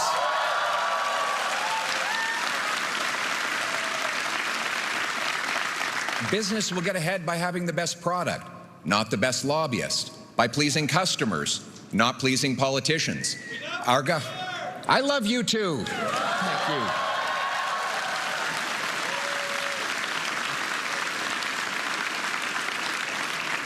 We have the most amazing patriots, the most amazing people in this party. Thank God for the grassroots of the Conservative Party.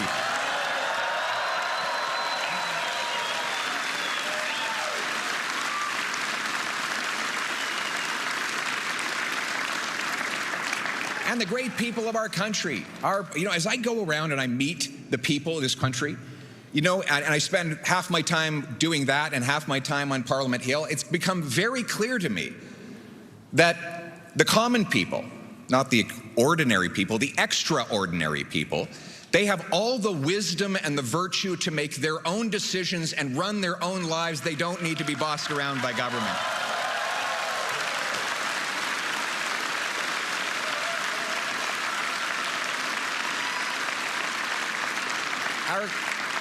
Our government is here to do its job. Only the things that people can't do for themselves, not run your life. In fact, if I were starting a new political party from scratch, I'm not. But if I were, it would be called the Mind Your Own Damn Business Party. It would be.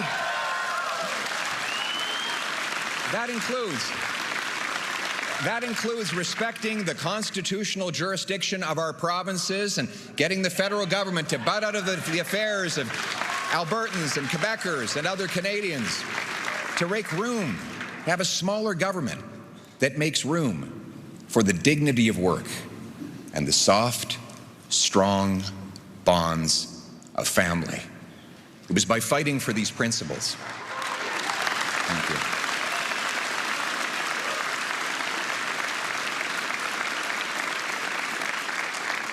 It was by fighting for these principles and giving hope to the common people that we won the most votes in our party's history, 2.5 million more votes and 25 more seats, often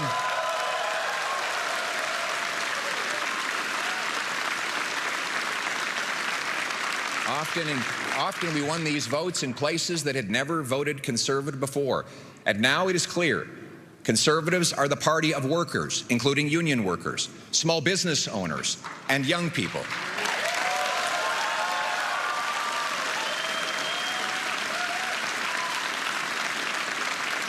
Have you seen the youth delegation at this convention? It is amazing.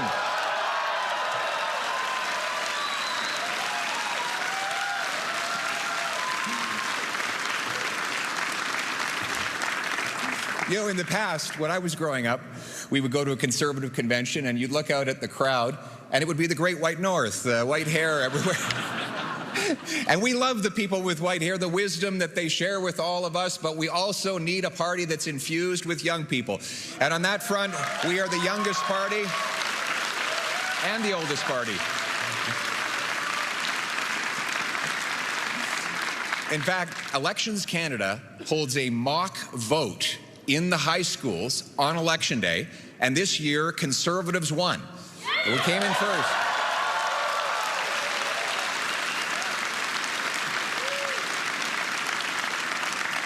So congratulations, parents. The kids are all right. Now, and you know, every year, 1/3 of those high school kids, roughly, becomes eligible to vote for real. So we got to make sure we get them out to vote by continuing to inspire them every day and in every way. And that means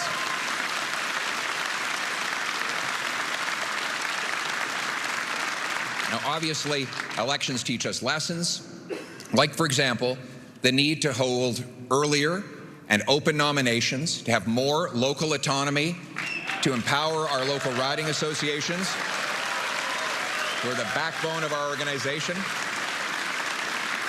And for that, I want to thank all of you in this room who have provided such valuable input in the lead up to and throughout this convention. You are the ones whose ears and whose feet are on the ground and have the best intelligence to bring us. And you have told us many things, but one of the most important lessons I have gained from listening to you throughout this convention is that you told us to ignore the voices who keep telling us to abandon our conservative principles. We will remain true to our principles.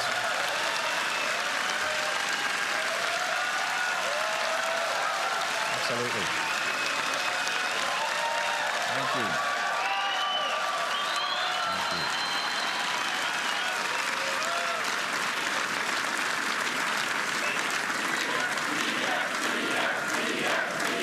Thank you. Thank you. Thank you.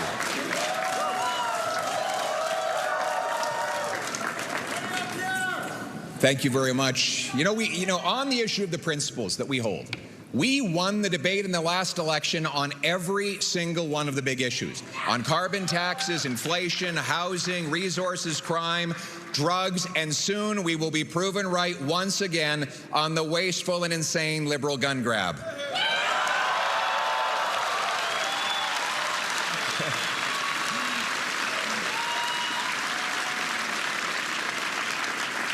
It's funny to watch the liberal rhetoric. First, they said conservatives have no policies. It's just slogans. Then they said conservative policies are very scary. And then they said, we agree with all the conservative policies. The best part of being conservatives is that eventually everyone admits that we were right all along.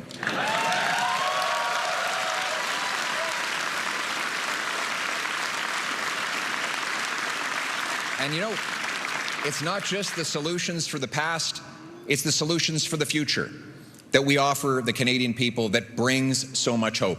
Policies like an affordable government for an affordable life.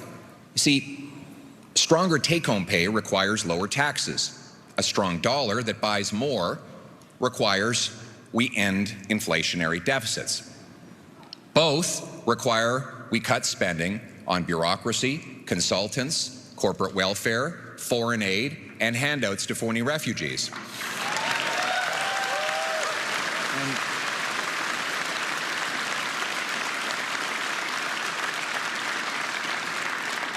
Speaking of affordability, everything should be dirt cheap in Canada because we have the most dirt in which to build homes, grow food, and dig resources, right? Think about it. The treasures in our soil, mixed with the hands of our genius engineers and trades workers, can and will supply an abundant, affordable, autonomous future to our country. And now more than ever, we need autonomy and independence. Unfair and unresolved U.S. tariffs and diplomatic distractions and disruptions from down south and from other places show that we cannot rely on others to secure our borders or buy our goods. Conservatives renew our good faith offer to help the Prime Minister and his government get U.S. tariffs removed and open new markets abroad We will work with the government in any way we can because Conservatives always put our country ahead of our party.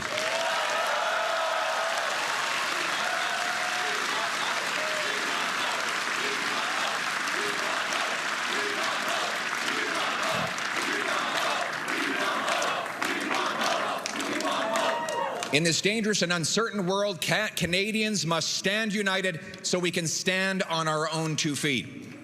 United and strong, Canadians will bow before no nation anywhere on earth.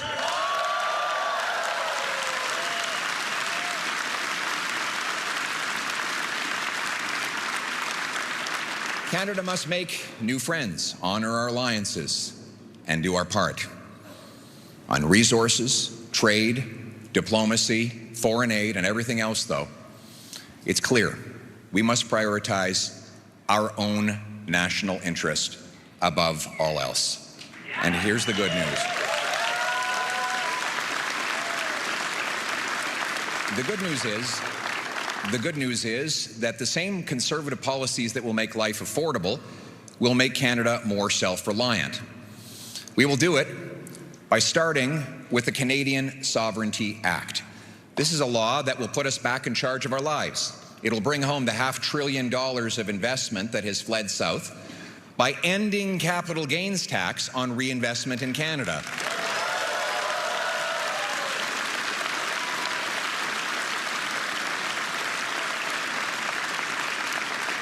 That'll be like economic rocket fuel for startups, high tech, and major job-creating projects. We'll replace anti-development laws like C-69 and C-48 with new laws that will quickly approve projects and allow energy shipping off our west coast. We will also quickly greenlight Danielle Smith's proposed pipeline to the Pacific.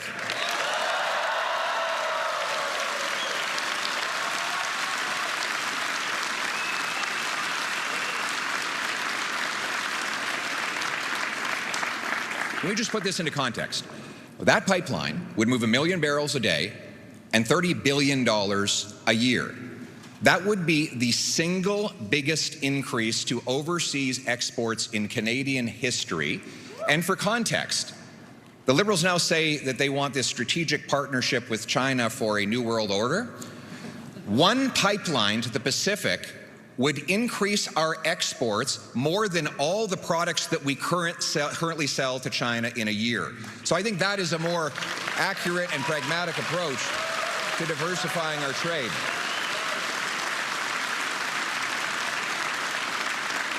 We will end the industrial carbon tax so that we can produce more steel, aluminum, and other things that it takes to grow food and build homes. And speaking of that, you want to launch or relaunch the biggest tariff-proof industry in Canada? You know what it is? Home building.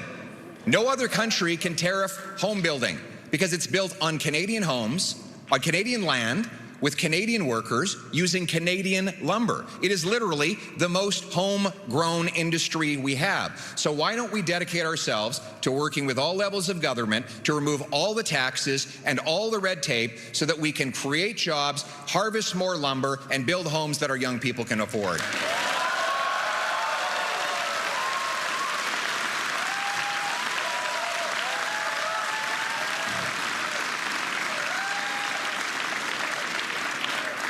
We'll create free trade bonuses for our provinces to open up markets to the rest of Canada. We'll bring incentives and rules to ensure that we keep our Canadian technologies in Canadian hands on Canadian soil. We'll move from the second slowest building permits in the developed world to the fastest building permits anywhere in the developed world. You know, people ask, it seems so complicated. How is it that we get things built? There's actually a very simple checklist that you need to build resource projects. 1, you need the resources. Check. 2, you need the workers. Check. We've got 100,000 unemployed construction workers available to start any day. 3rd, you need the investment. Check. We've got massive pension funds that are literally investing hundreds of billions of our savings in other countries where they can get things built. So the 4th thing is the only thing missing. It's the federal government permits. They are among the slowest in the world.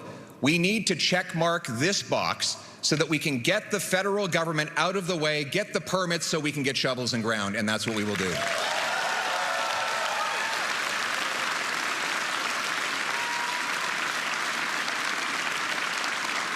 Self-reliance requires self-defense. We must be a nation that protects our seas, skies, and soil without depending on the U.S. or anyone else to do it for us. And that's what our Conservatives believe. It's time to cut the back office bureaucracy and the botched purchases so that massive increases in defense spending actually hit the front line and support our soldiers, sailors, aircrew, and veterans. We will reassert Arctic sovereignty in this great conservative tradition of Harper and Diefenbaker. We will take back control of our north and ensure no foreign powers ever threaten our territory.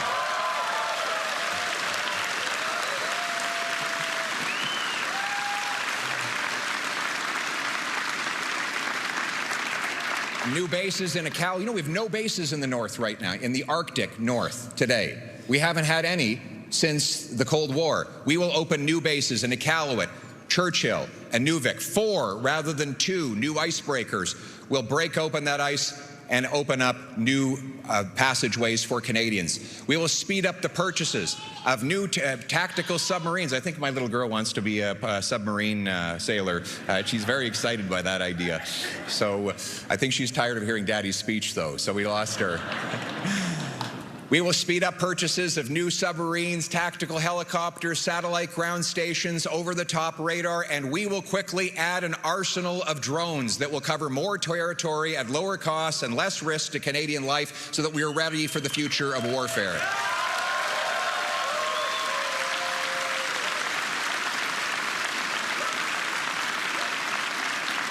And we will expand recruitment and also performance by promoting and hiring based on merit and not political correctness.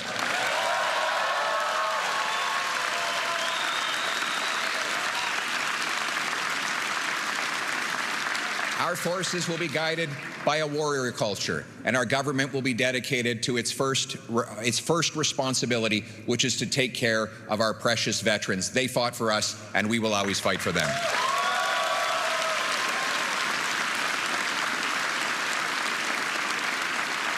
On doit diversifier nos marchés et renforcer nos alliances avec nos partenaires de l'OTAN. Change our alliances with the NATO. Do what we can avec les États-Unis. And take the tariffs out from consommateurs sont prêts à travailler avec M. Carney et son gouvernement pour trouver des nouveaux marchés et pour éliminer les tarifs américains. And eliminate U.S. tariffs. But we cannot depend any longer on each other. That's why sovereignty will help to exploit our resources and increase production in Canada with increasing salaries, with a better, and so that we can be our own master.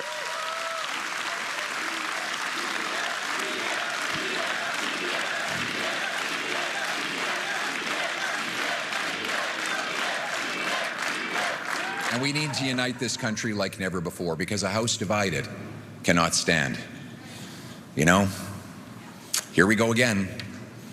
Liberals are in power, and just as night follows day, separatist movements are in resurgence back in Quebec and here in Alberta. These movements, which had been dormant or even dead when Prime Minister Harper left office. Now, we can simply attack people who feel this way, or we can ask them why. Why in Alberta and Quebec? Why, particularly among young people in those provinces, have so many lost hope in Confederation? Well, here's a few hints. For the last 10 years, Ottawa has told our young people that our history is filled with shame and horror, that we are a post-national country with no core identity, and that our youth will never own homes. But other than that, they should feel great about being united in Canada. All the while, the federal government stomps on Alberta's energy sector and Quebec's jurisdiction. Now, our message to those youth and to all of the people in Alberta and Quebec who are losing hope in our country: you will again have a country that respects your autonomy, is proud of your industries, unites us around our common identity and history, a country that will afford you the hopeful future that you have earned.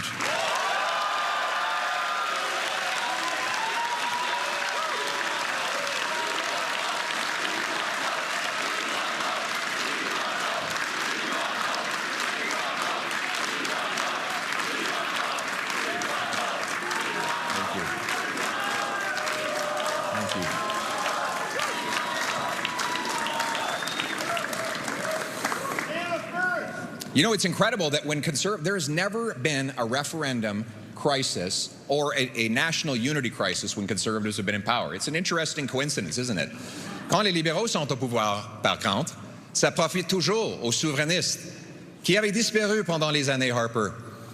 Quand les conservateurs sont au pouvoir, l'autonomie du Québec est respectée. Autonomy of Quebec is respected, and Alberta's contribution recognized, acknowledged, and our country is proud, affordable, and full of hope. The problem is that 10 years, Liberals said, if in two things, young people from Quebec Canada is a post-national with a terrible history and young people, you will never have a house. So we say to our young people, you don't have identity and house, but let's be proud to be Canadian. Why? And so the hope is, I have a message for young people in Quebec. Nationalism from Quebec belongs. Canadian patriotism. Canada will be proud of its identity and its history. Vous allez redevenir fiers de notre pays, et le Canada va vous will become proud of our country again, and you will achieve your dreams, your ambitions within a united Canada. Merci.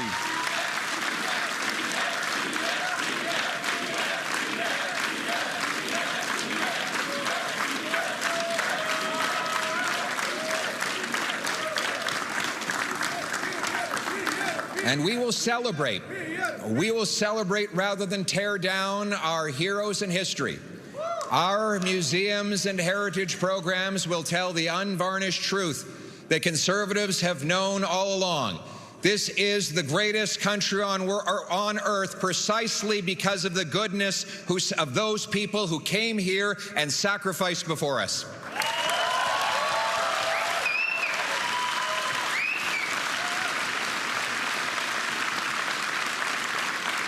As the great Nova Scotian Joseph Howe said, a wise nation preserves its records, gathers up its monuments, decorates the tombs of its illustrious dead, repairs its great public structures, and fosters national pride and love of country by perpetual reference to the sacrifices and glories of the past.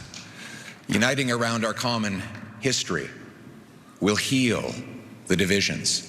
We want a nation where all of us are equal, a nation that is colorblind. We want a nation with no more hyphens, no more group labels. We are all Canadians, Canadians in our heart, Canadians in every single way.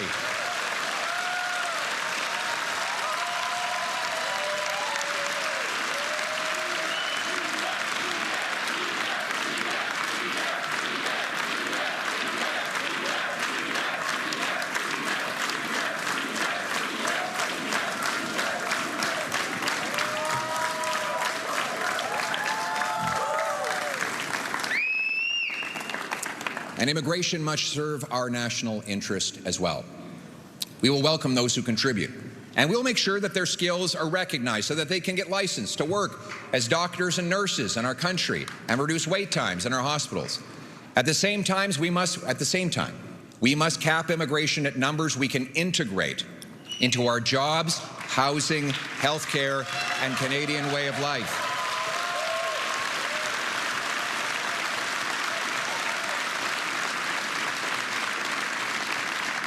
We will deport criminals, end fraud, end abuse and handouts to phony refugees. We will no longer allow foreign conflicts to spill onto our streets.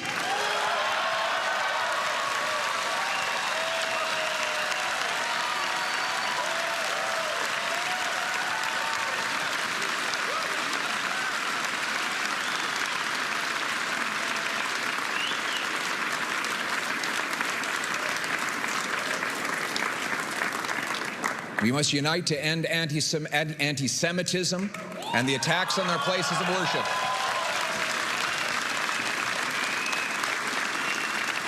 And stand with our Jewish friends and neighbors who are under attack like never before. We want Jews to feel comfortable and safe. They should be able to wear the Star of David, put up the mezuzah, and wear a kippah everywhere and be proudly Jewish all around.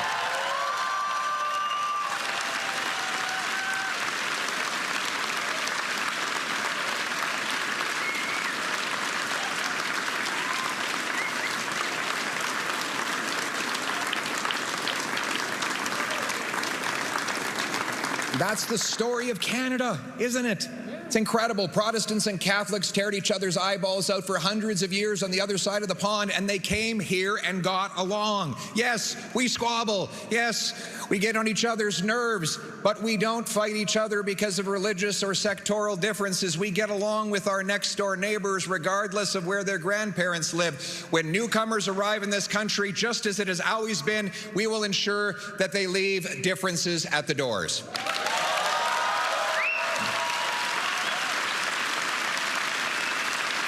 Et on va laisser les problèmes d'ailleurs à la porte. We must restore security at home.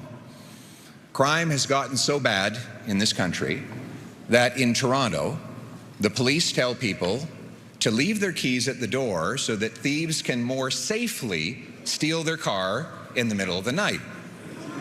In Brampton, people are literally being told that because there is an extortion wave on their particular street, they should move into their basements to minimize being hit, the chance of being hit by a stray bullet. In Canada, you're right. It's not just stats, it's human tragedies. In 2024, a violent repeat offender released by Liberal laws murdered a wonderful piano teacher, Esty Jones. The killer should have been in jail, and Esty should still be alive today.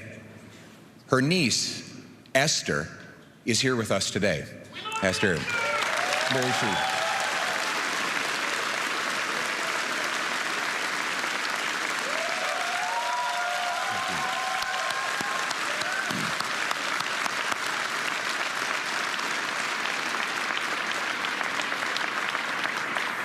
She decided to turn this terrible strategy into action, this terrible tragedy into real change. She joined our party and testified in a parliamentary committee against catch and release Liberal laws. And together with her, together with you, Esther, we will work to pass laws requiring that anyone convicted of 3 serious offenses will have a minimum of 10 years in prison with no jail, parole, probation, or house arrest.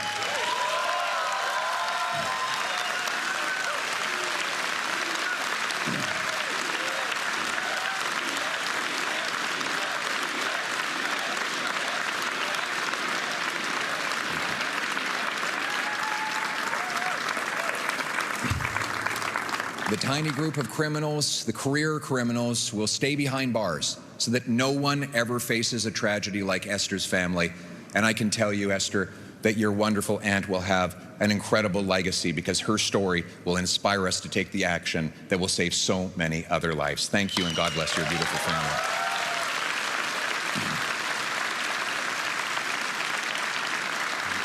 We will also protect the freedoms of law-abiding people with a new Castle law that allows you to take whatever action necessary to protect your family against home invaders.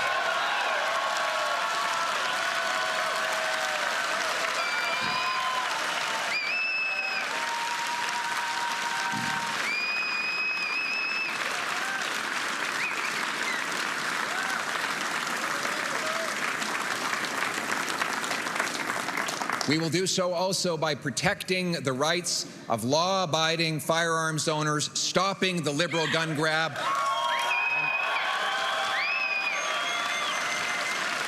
and putting the money into border security. By definition, if you've got a possession or an acquisition license, if you're following the law, if you would even respect this confiscation policy, you're by definition not the risk. You're not a danger, and we shouldn't be wasting police resources harassing you. The Liberals want to protect turkeys from hunters. We want to protect Canadians from criminals.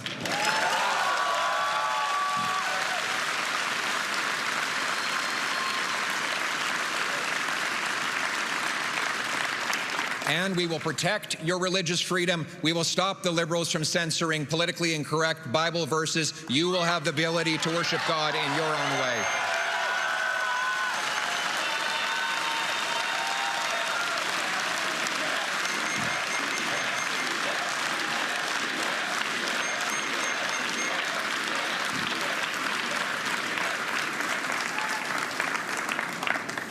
And we'll protect our loved ones from addictions. Overdoses have cost 50,000 lives and overrun our streets. We'll bring in life sentences for fentanyl kingpins, shut down the drug dens, and treat drug abuse, because 50,000 dead is too many. Let me tell you.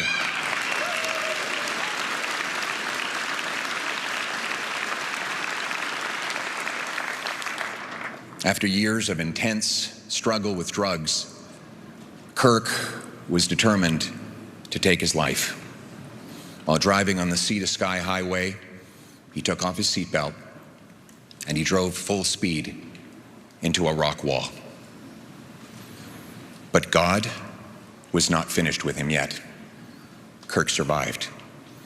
And he later said, at that moment, I decided I was going to change my life. Kirk entered recovery, counseling, group therapy, exercise, and yes, faith. It was hard, but it saved his life.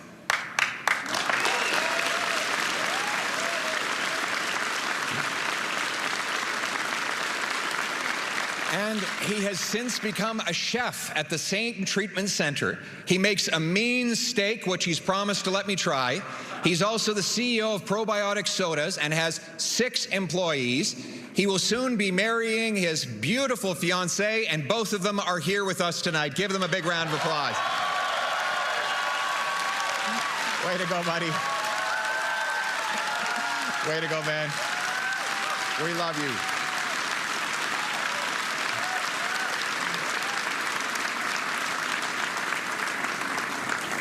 You know, when I go to these treatment facilities, I love to go and meet with mostly the young men who are in those places, turning their lives around. And I walk in and I say, I'm not here because you need me. I'm here because, frankly, I'm here because I need you. Canada has a job for you to do. You need to get better and go out and pull the next guy off the street. And he's going to come in and get better, and he'll go back out and pull the next guy off the street. And we're going to keep doing that again and again till every last one of our brothers and sisters is back on their feet. So hang on, have hope. Help is on the way. Hope. That's really the theme of this convention and this evening. Hope is on the way for our people as well. But hope is not just a comforting blanket. Hope is the knowledge that your work will fulfill your purpose, your why. He who has a why can bear any how, Viktor Frankl wrote in the great book, Man's Search for Meaning. That thing that you call meaning could be for you a home, a career, a family, a business. Seeing your autistic daughter speak for the first time is the thing. It's the thing.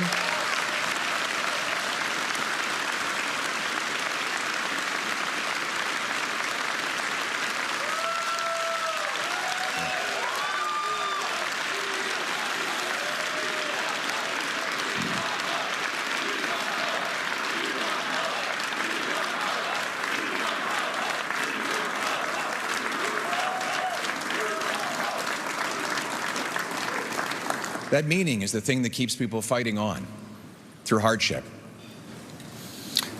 People ask me, why? I keep going. You know, the slings and arrows, they're the easy part. Constantly being away from family, that's the harder part. You know, my little boy, Cruz, he cut out and colored a little paper Spider-Man and gave it for me to take on the road to stop bad guys.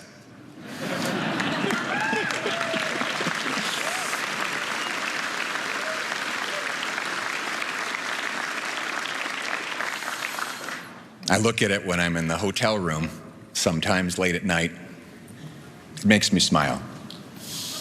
I see all those little scribbles and cut marks and imagine those little figures working away. And I know that one day I'll come home and those fingers will have grown big. And I miss him. And too often, I kiss my wife and daughter goodnight through FaceTime. So why keep going? Because we want our kids to have the same promise that we had. Because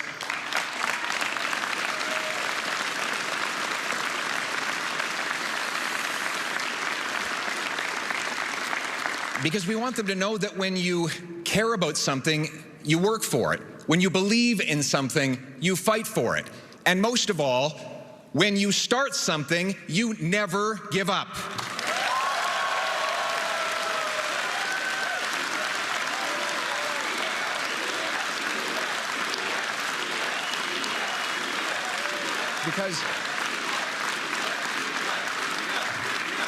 Because the unsung heroes who built and protect this country, who have it infinitely harder than I do, they never give up, so I have no right to give up. Because all of you who pound signs on frozen ground, knock doors on dark nights, and sacrifice warm family dinners for cold campaign pizza, you never give up, so I'll never give up.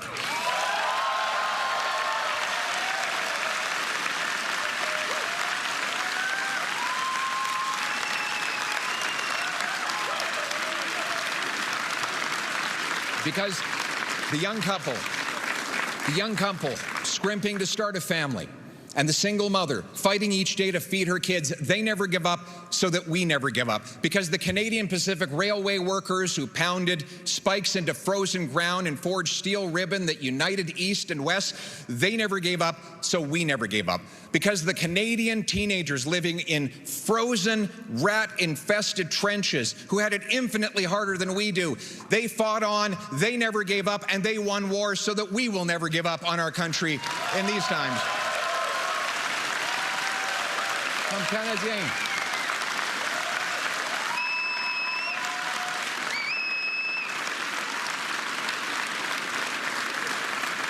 Comme Canadien, on ne lâche pas.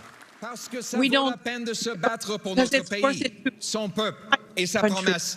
Because we are Canadians, only Canadians, could carve the world's best country out of a big, cold, vast land, because we never give up, we never back down, we never run away, we stand united, tonight, together, always, because this country, its people, and promise are worth fighting for, because while some say this is as good as it gets, we know the best is yet to come. Thank you very much.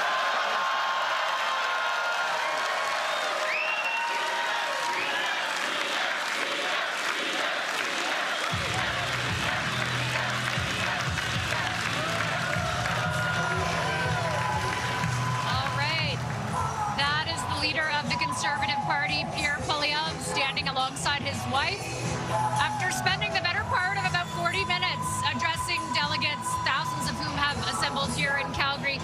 We just have a few minutes before the national news comes on to do some analysis. Sebastian Scansey, Sharon Carr, and Kim Wright. Sebastian, your quick read on what you just heard. A very rallying, patriotic message of unity, of hope. I think he's reminded Canadians that he's a fighter for them, and it's really resonated wonderfully with the room, and I'm sure with Canadians across the country. Sharon? I gotta say, that wasn't a speech, it was a series of talking points. We've heard this before from him, we're gonna hear it again. There's a lot of people in the room, but the energy is more heavy than it feels rallying. Yeah, I was watching the crowd, and while the cheerleaders on stage and maybe in the front row were standing up and applauding, most of this room was not, and that was telling. There wasn't a lot of meat to this, there wasn't a lot of substance, and other than, boy, the man needs to read some books on history, this was not a rallying cry by any stretch. I know you'll probably disagree with that. I'll let you do that, and then I found it very similar to what we heard during the election.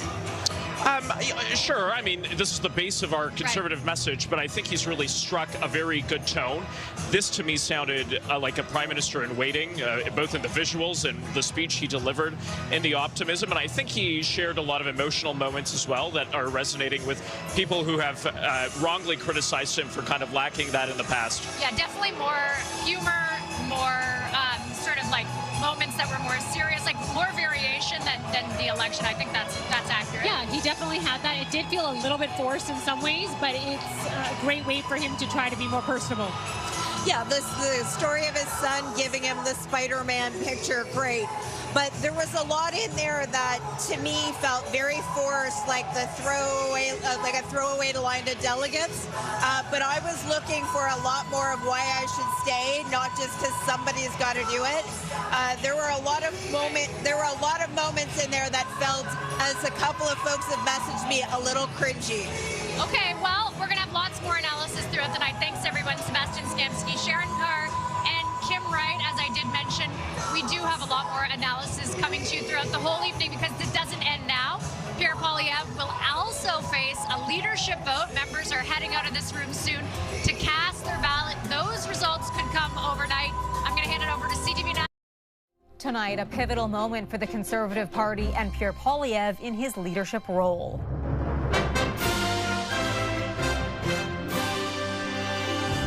His pitch to party faithful. Conservatives are the party of workers, including union workers, small business owners, and young people. Where they're heading next. Millions of new Epstein files released, his connection to Canada, and the alleged FBI interviews mentioning Donald Trump.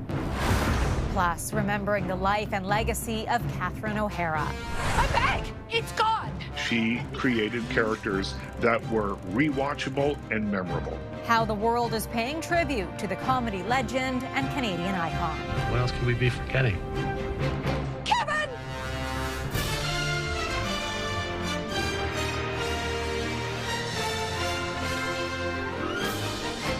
CTV National News with